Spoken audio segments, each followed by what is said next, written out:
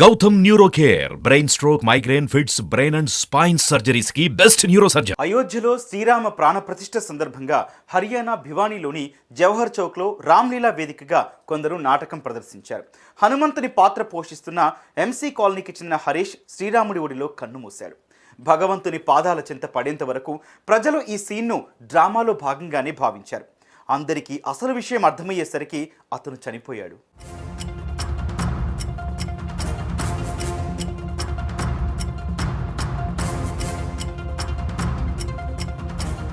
అయోధ్యలో శ్రీరామ్ లల్లా ప్రాణప్రతిష్ఠ వేడుక అంగరంగ వైభవంగా జరిగింది.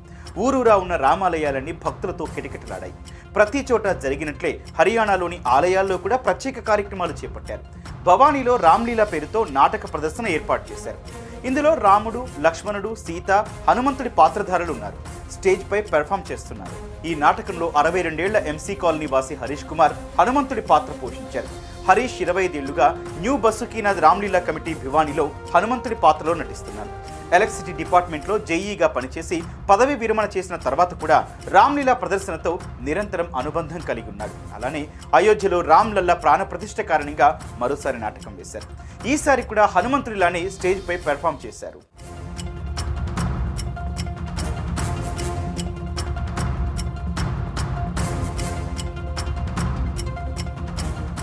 శ్రీరామ నామస్మరణతో అటు ఇటు తిరుగుతున్న హరీష్ రాముడి పాత్రధారి పక్కన అకస్మాత్తుగా పడిపోయాడు. దీంతో ఆయన ఇంకా నాటకంలో నటిస్తున్నారు అనుకున్నారు అందరూ. చప్పట్లు కూడా కొట్టారు.